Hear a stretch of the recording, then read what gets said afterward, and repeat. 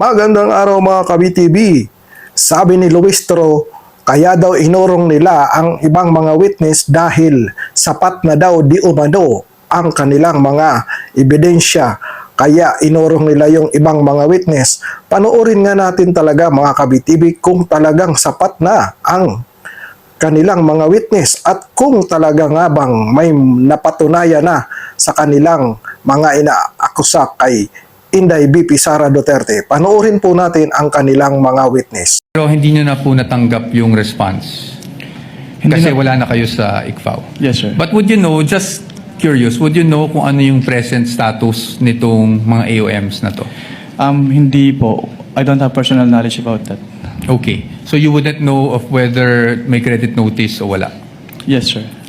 Wala po ng pagtestigo po ninyo ngayong araw, inaamin nyo ba na wala kayong personal na kaalaman sa nangyaring investigation starting November 23, 2024? Malinaw naman po yun at ang korte po ay can take judicial notice of the fact na hindi pa po ako NBA director ng panahon na yun. So you're confirming that you do not have personal knowledge because you were only appointed as NBA director a year later or on February 20, Your Honor, ask and 2026, answer correct? question. No, I haven't even asked that question, Your Honor. Kindly let counsel finish.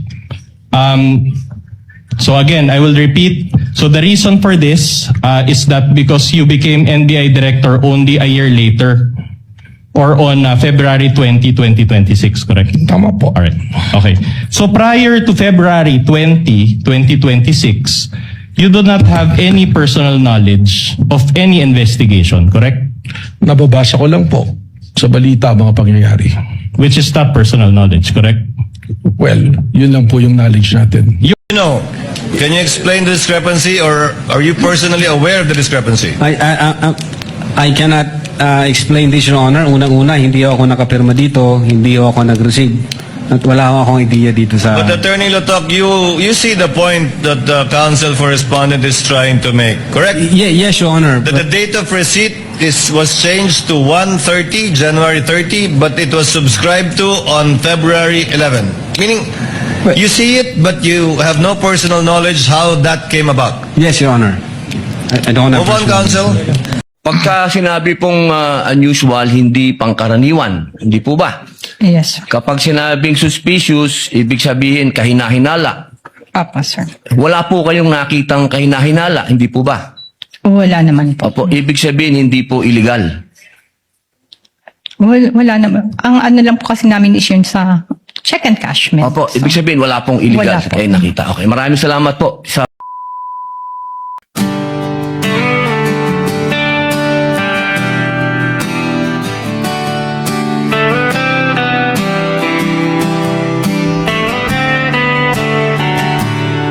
Sa simula ng salaysay, maraming tanong ang sumulpot.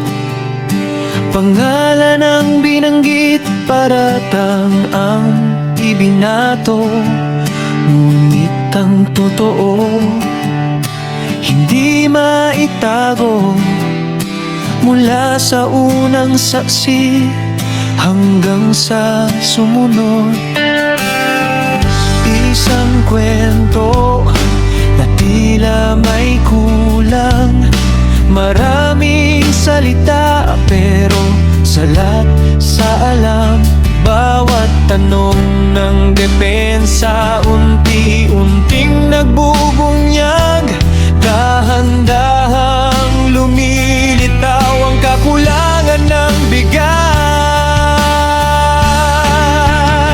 Walang napatunayan sa lahat ng akusasyon. Puro haka-haka, kulang sa katibayan. Ginamit pa sa laban, sino ang nasa likod? Walang matibay na dahilan para hatulan siya.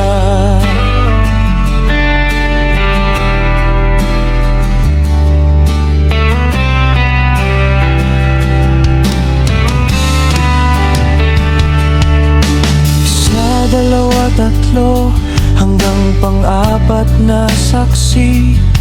Iba-iba ang mukha, pero iisa ang laman. Kapag tinanong kung ano ang nakita. Tahimik ang sagot, walang maibuga. Maraming usap-usapan sa entablado ng politika. Maraming gustong manira para lamang manalo. Ngunit sa harap ng batas at harap ng taong bayan, ang katotohanan pa rin ang siyang mananaig.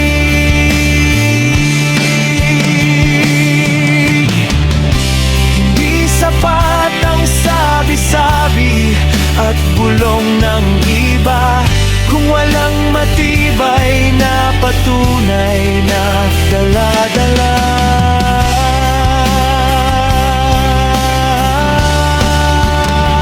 Walang napatunayan sa lahat ng akusasyon. Puro haka-haka, kulang sa katibayan. Ginamit pa sa laban, sino ang nasa likod? Walang matibay na dahilan para hatulan siya. Ang hustisya ay hindi sandata, galing galit at interes. Ang bayan ay naghahanap ng tunay na sagot.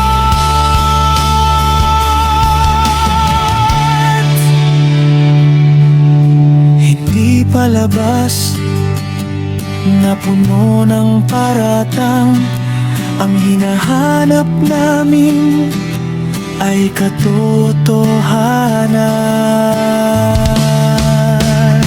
Walang napatunayan, iyan ang sigaw ngayon. Nasaan ang ebidensya na ipinangako noon?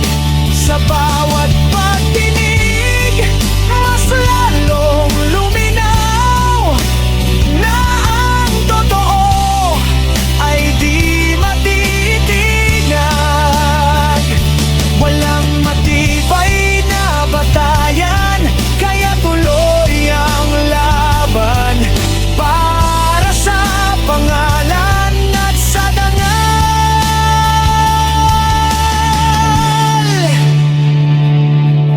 Sa dulo ng ingay at ng usapan, katotohanan pa rin ang huling aawitin. At ang bayan ang huhusga sa liwanag ng patunay.